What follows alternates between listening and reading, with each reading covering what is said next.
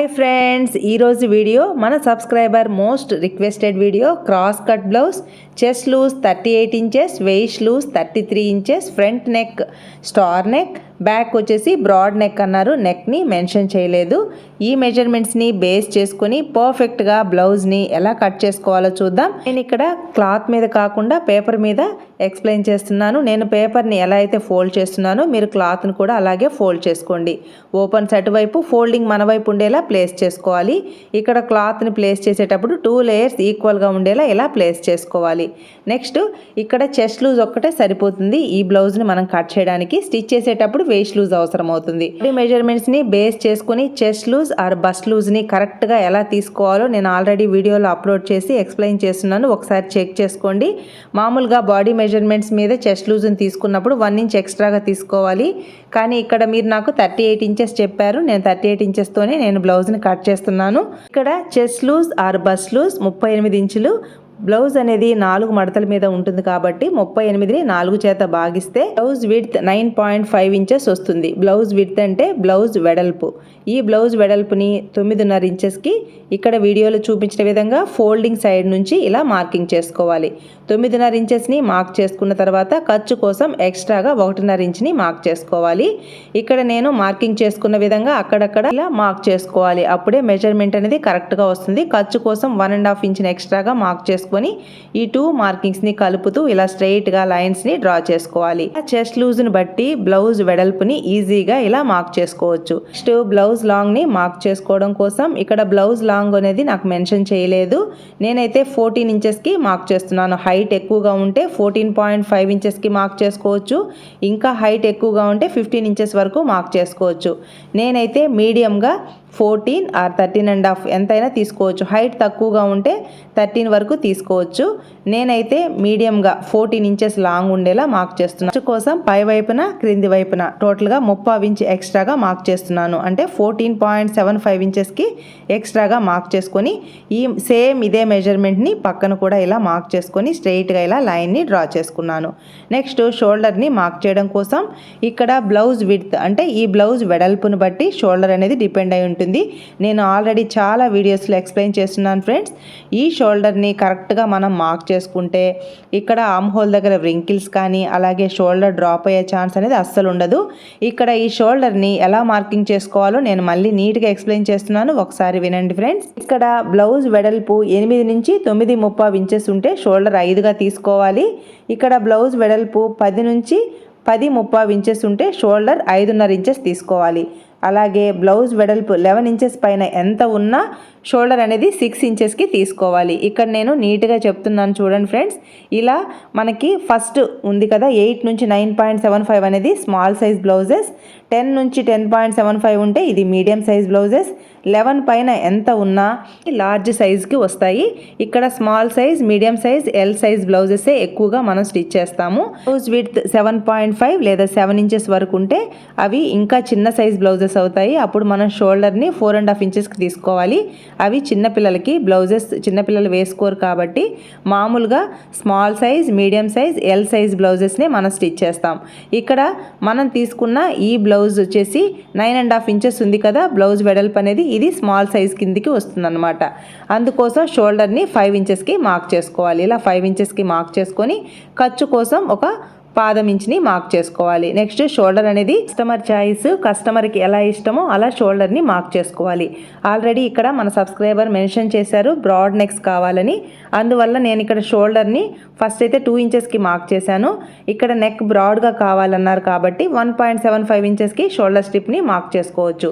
ఇక్కడ shoulder strip ఎంత చిన్నదిగా తీసుకున్నా అలాగే నెక్ పెద్దదిగా తీసుకున్నా షోల్డర్ డ్రాప్ అయ్యే ఛాన్స్ కానీ ఫ్రంట్ పార్ట్లో వ్రింకిల్స్ అనేది అస్సలు రావు ఆర్మ్ హోల్ దగ్గర.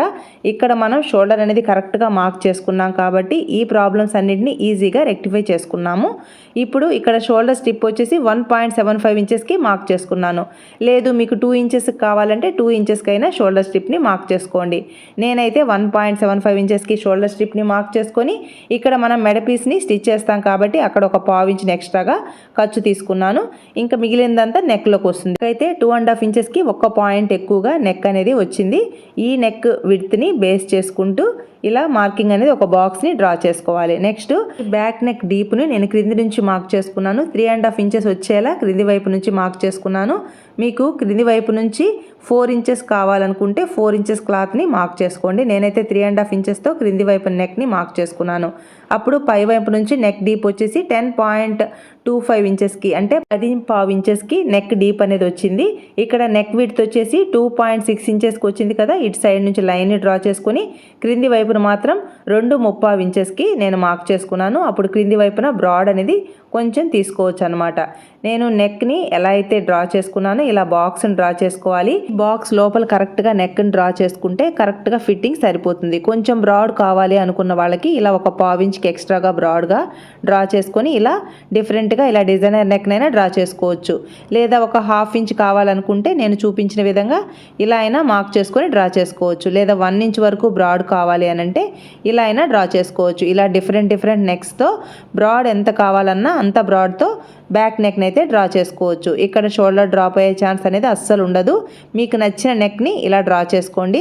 నేనైతే రౌండ్ నెక్ని డ్రా చేస్తున్నాను. ఇక్కడ 1/4 ఇంచ్ మాత్రమే ఎక్స్ట్రాగా బ్రాడ్ తీసుకొని రౌండ్ నెక్ని డ్రా చేస్తున్నాను. మీకు 1/4 ఇంచ్ కంటే ఎక్కువ కావాలి బ్రాడ్ అంటే ఒక 1/2 ఇంచ్ వరకు బ్రాడ్ తీసుకోండి. ఈ 38 సైజ్ అంటే స్మాల్ సైజ్ బ్లౌజ్ కాబట్టి బ్యాక్ నెక్ బ్రాడ్ వచ్చేసి ఒక 1/2 ఇంచ్కి ఎక్స్ట్రాగా బ్రాడ్ తీసుకుంటే సరిపోతుంది. ఎందుకంటే నేను ఆల్రెడీ షోల్డర్ స్ట్రిప్ తగ్గించాను కాబట్టి నెక్ ఆల్రెడీ చాలా బ్రాడ్గా ఉంది.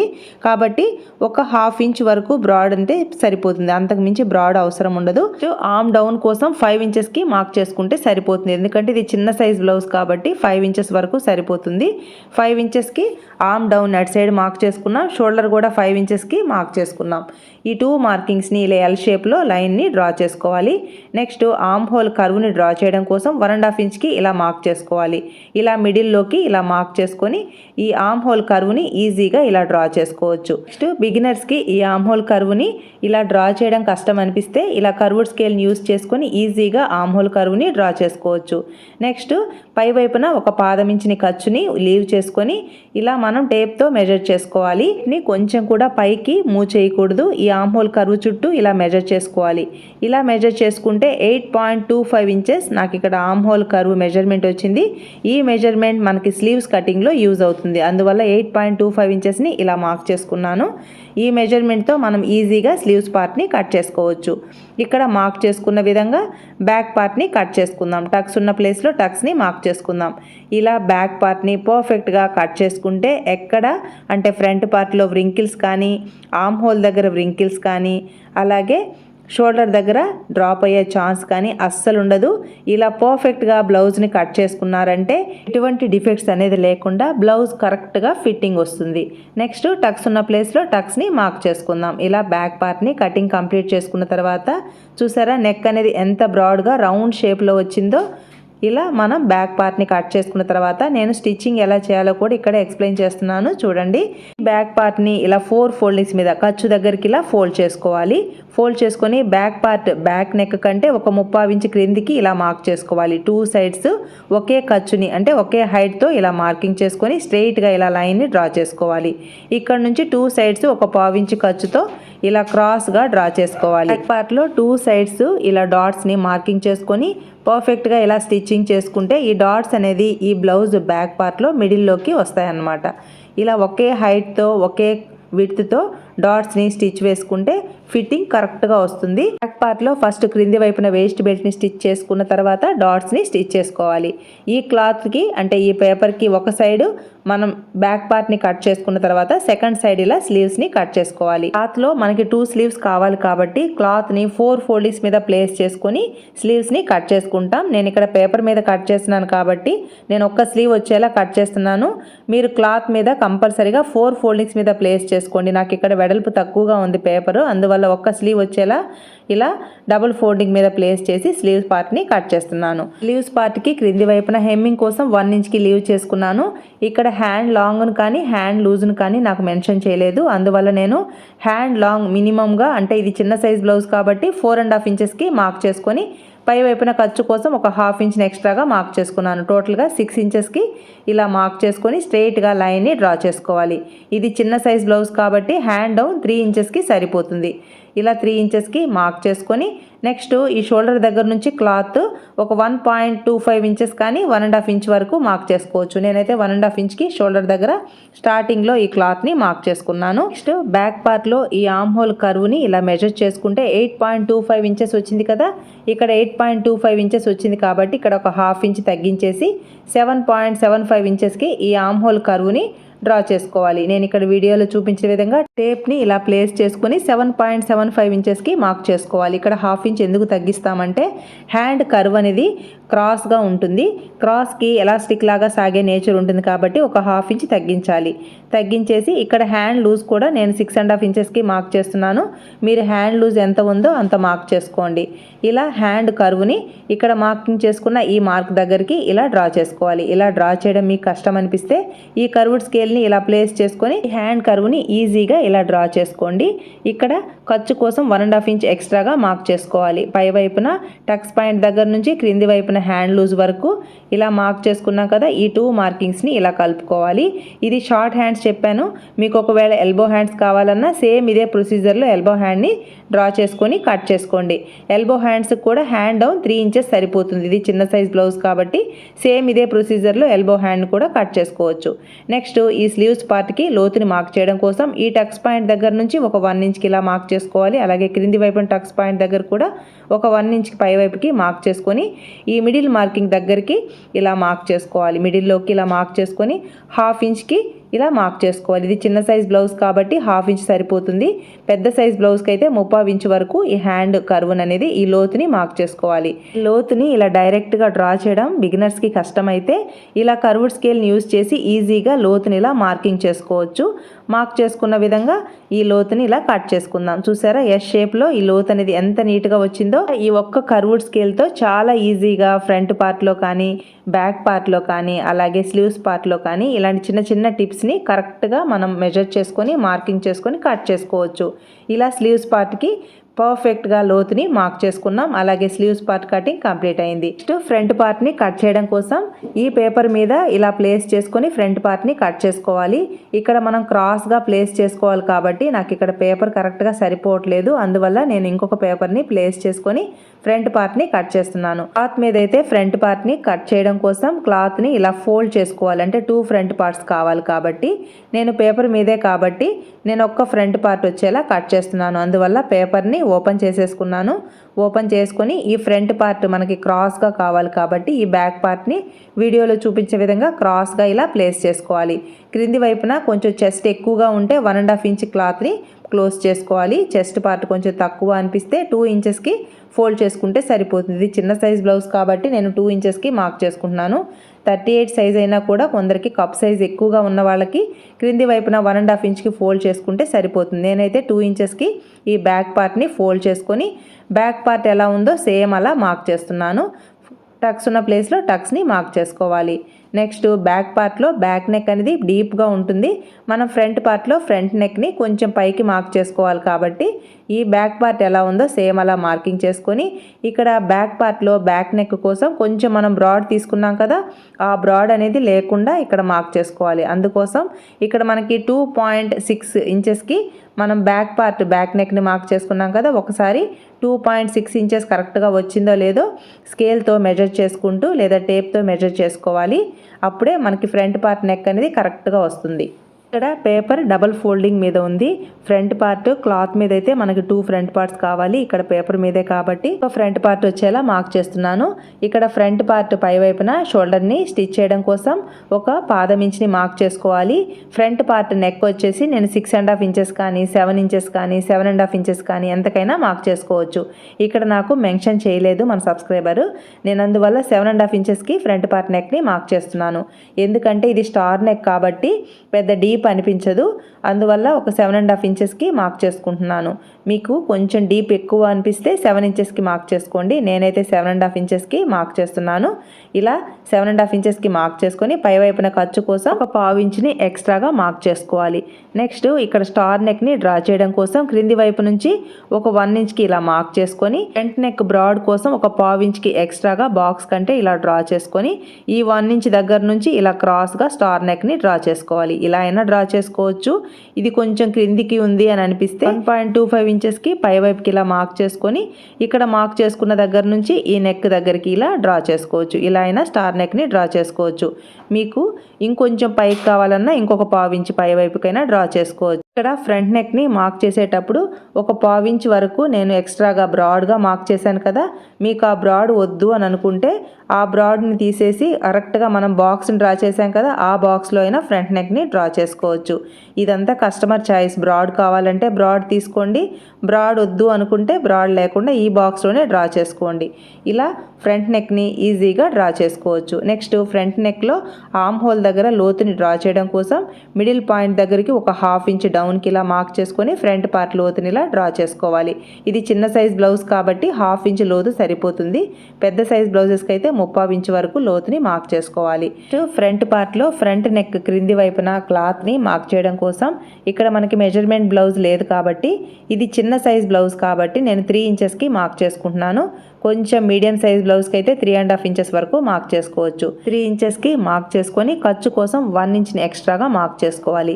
ఇక్కడ 1/2 ఇంచ్ వచ్చేసి మిడిల్ డాట్ని మార్కింగ్ చేయడం కోసం, ఇంకొక 1/2 ఇంచ్ వచ్చి క్రింది వైపున షేప్ బెల్ట్ని స్టిచ్ చేయడం కోసం. పార్ట్లో ఈ క్రింది వైపున లైన్ ఉంది కదా, అక్కడ క్లాత్ని మార్క్ చేయడం కోసం ఇక్కడ చెస్ట్ అంటే కప్ సైజ్ ఎక్కువగా ఉంటే 1 ఇంచ్కి మార్క్ చేసుకోవచ్చు.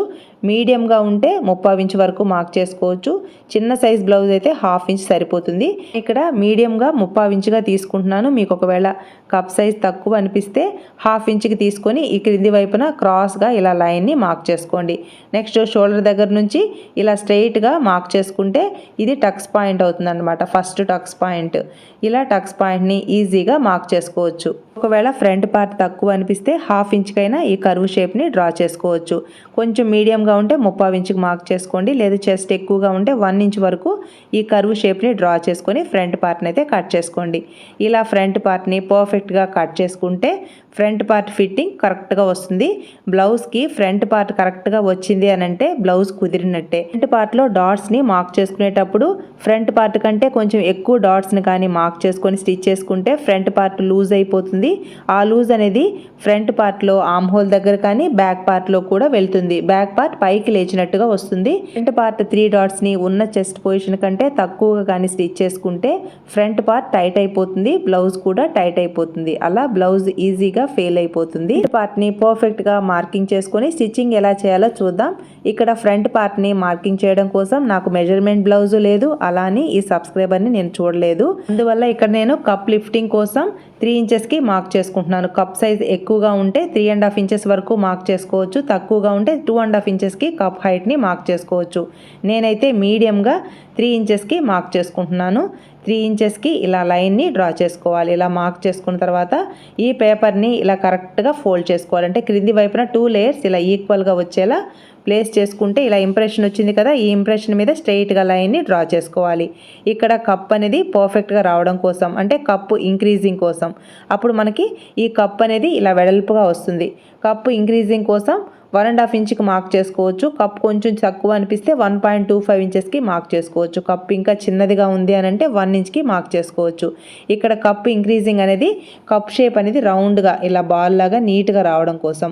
కప్ ఇంక్రీజ్ అనేది కప్ సైజుని బట్టి మనం మార్క్ చేసుకోవాలి.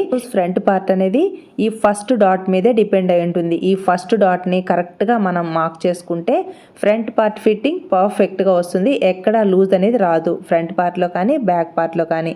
ఇక్కడ ఈ ఫస్ట్ డాట్ని మనం ఈజీగా ఇలా పర్ఫెక్ట్గా మార్కింగ్ చేసుకుంటే ఫ్రంట్ పార్ట్ ఫిట్టింగ్ కరెక్ట్గా వస్తుంది. ఇక్కడ నేను ఫ్రంట్ పార్ట్ కప్ హైట్ కోసం 3 ఇంచెస్కి మార్క్ చేసుకున్నాను. ఫ్రంట్ పార్ట్ కప్ ఇంక్రీజింగ్ కోసం 1 ఇంచ్కి మార్క్ చేసుకుంటున్నాను. మీకు ఒకవేళ కప్ సైజ్ ఇంకొంచెం ఎక్కువ అనిపిస్తే 1.25 ఇంచెస్ వరకు మార్క్ చేసుకోవచ్చు. నేనైతే స్మాల్ సైజ్ బ్లౌజ్ కాబట్టి 1 ఇంచ్కి 2 సైడ్స్ మార్కింగ్ చేసుకున్నాను. మీకు ఒకవేళ కప్ కొంచెం ఎక్కువ అనిపిస్తే 1.25 ఇంచెస్కి మార్క్ చేసుకోండి. నేనైతే 1 ఇంచ్కి 2 సైడ్స్ మార్క్ చేసుకున్నాను. నెక్స్ట్ సెకండ్ డాట్ని మార్కింగ్ చేయడం కోసం ఈ మిడిల్లోకి ఇలా మార్క్ చేసుకొని 2.75 ఇంచెస్కి ఇలా మార్క్ చేసుకొని స్ట్రైట్గా లైన్ని డ్రా చేసుకున్నాను. 2 సైడ్స్ ఒక 1/4 ఇంచ్ ఖర్చుతో ఇలా క్రాస్గా 2 లైన్స్ని డ్రా చేసుకోవాలి. నెక్స్ట్ థర్డ్ డాట్ని మార్కింగ్ చేయడం కోసం ఫస్ట్ డాట్కి క్రాస్గా ఇలా మార్కింగ్ చేసుకోవాలి. ఇలా మార్కింగ్ చేయడమే కాకుండా ఈ క్లాత్ని ఇలా మిడిల్లోకి ఫోల్డ్ చేసుకుంటే ఇలా 2 లేయర్స్ ఈక్వల్గా రావాలి. క్లాత్ని ఫోల్డ్ చేసుకుంటే ఇలా ఇంప్రెషన్ వచ్చింది కదా, ఈ ఇంప్రెషన్ మీద క్రాస్గా ఇలా డ్రా చేసుకొని ఇక్కడ ఫస్ట్ డాట్ కంటే ఒక 1.5 ఇంచ్ పైకి వచ్చేలా థర్డ్ డాట్ని మార్క్ చేసుకోవాలి. ఇప్పుడు ఈ కప్ షేప్ అనేది రౌండ్గా నీట్గా వచ్చింది కదా, ఇలా మనం 3 డాట్స్ని స్టిచ్ చేసుకుంటే ఫ్రంట్ పార్ట్ ఫిట్టింగ్ కరెక్ట్గా వస్తుంది. థర్డ్ డాట్ హైట్ వచ్చేసి 4.75 ఇంచెస్కి మార్క్ చేసుకున్నాను. 2 సైడ్స్ పావించి ఖర్చుతో ఇలా క్రాస్గా లైన్స్ని డ్రా చేసుకున్నాను. ఇలా ఈ 3 డాట్స్ మిడిల్లోకి సర్కిల్ షేప్లో వచ్చింది అని అంటే ఫ్రంట్ పార్ట్ కప్ షేప్ అనేది రౌండ్గా వస్తుంది. ఇలా 3 డాట్స్ని పర్ఫెక్ట్గా మార్కింగ్ చేసుకున్నాం కదా, మార్కింగ్ చేసుకున్న విధంగా స్టిచ్చింగ్ చేసుకోండి. నెక్స్ట్ పర్ఫెక్ట్గా షేప్ బెల్ట్ని కట్ చేయడం కోసం బ్యాక్ పార్ట్ పై వైపున ఫ్రంట్ పార్ట్ని ఇలా కరెక్ట్గా ప్లేస్ చేసుకోవాలి. మనకి ఖర్చు అనేది 1.5 ఇంచ్ ఎక్స్ట్రాగా ఉంది. క్లాత్ కరెక్ట్గా ఫోల్డ్ చేసినప్పుడు మనకి అంటే బ్యాక్ పార్ట్ ఫోల్డ్ చేసినప్పుడు 9.5 ఇంచెస్ బ్లౌజ్ విడ్త్ కదా, 9.5 ఇంచెస్కి ఇలా మార్క్ చేసుకోవాలి. 9.5 ఇంచెస్కి మార్క్ చేసుకొని మిడిల్ పాయింట్ కూడా అంటే సెంటర్కి కూడా ఒక మార్కింగ్ చేసుకోవాలి. ఇక్కడ సెంటర్ అంటే 4.75 ఇంచెస్కి మార్క్ చేసుకోవాలి. ఇక్కడ కూడా 4.75 ఇంచెస్కి మార్క్ చేసుకోవాలి. ఈ 3 మార్కింగ్స్ని ఇలా మెజర్ చేసుకోవాలి. ఫస్ట్ మార్కింగ్ వచ్చేసి 2.75 ఇంచెస్ ఉంది కదా, పై వైపున క్రింది వైపున 1 ఇంచ్ ఎక్స్ట్రా ఖర్చు తీసుకోవాలి. అంటే 3.75 ఇంచెస్కి ఫస్ట్ మార్కింగ్ని మార్క్ చేసుకోవాలి. నెక్స్ట్ సెకండ్ మార్కింగ్ దగ్గర ఇలా మెజర్ చేసుకుంటే 1.25 ఇంచెస్ వచ్చింది. 2.25 ఇంచెస్కి అంటే పై వైపున క్రింది వైపున హాఫ్ ఇంచ్ 1 ఇంచ్ ఎక్స్ట్రాగా ఖర్చు తీసుకోవాలి. థర్డ్ ప్లేస్లో ఇలా మెజర్ చేసుకుంటే వచ్చిన మెజర్మెంట్కి 1 ఇంచ్ని ఎక్స్ట్రాగా యాడ్ చేసుకోవాలి. ఇక్కడ నాకు 1.5 ఇంచెస్కి ఒక పాయింట్ ఎక్కువగా ఉంది. 2.5 ఇంచెస్కి ఒక పాయింట్ ఎక్కువతో మార్క్ చేసుకొని ఇలా కర్వ్ షేప్లో షేప్ బెల్ట్ని అయితే డ్రా చేసుకొని కట్ చేసుకోవాలి. ఇలా డ్రా చేసుకున్న విధంగా షేప్ బెల్ట్ని కట్ చేసుకున్న తర్వాత ఫ్రంట్ పార్ట్లో ఇలా టక్స్ని ఇవ్వాలి. సరిగా ఈ షేప్ బెల్ట్కి ఇలా టక్స్ని ఇవ్వాలి. ఇలా టక్స్ని ఇవ్వడం వల్ల ఇక్కడ నేను ఒక షేప్ బెల్ట్ని కట్ చేశాను కదా, మామూలుగా అయితే 2 షేప్ బెల్ట్స్ని కట్ చేసుకుంటాం కాబట్టి ఎదురెదురుగా మనకి లెఫ్ట్ అండ్ రైట్ కరెక్ట్గా వస్తాయి. ఇలా back part, front part, shape belt, sleeves పార్ట్ని కటింగ్ కంప్లీట్ చేసుకున్నాం కదా. ఇక్కడ నేను ఎలా స్టిచ్చింగ్ చేయాలో కూడా నేను ఎక్స్ప్లెయిన్ చేశాను. బ్లౌజ్ని స్టిచ్ చేయడం అర్థం కాకపోతే మన ఛానల్లో స్టిచ్చింగ్ వీడియోస్ని చూస్తూ ఈ బ్లౌజ్ని స్టిచ్ చేసుకోండి. మీకు బ్లౌజ్ని స్టిచ్ చేసుకున్న తర్వాత బ్లౌజ్ వేసుకున్నాక ఎలా వచ్చిందో ఎలా కుదిరిందో నాతో షేర్ చేసుకోండి. మీ కామెంట్స్ కోసం నేను ఎదురు చూస్తూ ఉంటాను. నెక్స్ట్ స్లీవ్స్ పార్ట్కి 1 ఇంచ్కి హెమ్మింగ్ని లీవ్ చేసుకున్నాం కదా, క్రింది వైపున ఒక 1/2 ఇంచ్కి ఫోల్డ్ చేసుకొని మిగిలింది హెమ్మింగ్ కోసం ఫోల్డ్ చేసి స్టిచ్ చేసుకోవాలి. ఈ వీడియో మీకు యూస్ఫుల్ అనిపిస్తే లైక్ చేయండి, షేర్ చేయండి. ఇలాంటి మరెన్నో ఇంట్రెస్టింగ్ వీడియోస్ కోసం మన YouTube channel do it your ఓన్కి సబ్స్క్రైబ్ అవ్వండి. నేను పోస్ట్ చేసే ప్రతి వీడియో నోటిఫికేషన్ మీకు రావాలి అంటే బెల్ ఐకాన్ని యాక్టివేట్ చేసుకోండి. మీ సపోర్ట్ ఎప్పటికీ ఇలాగే ఉంటుంది అనుకుంటున్నాను. Thanks for your support and thanks for watching.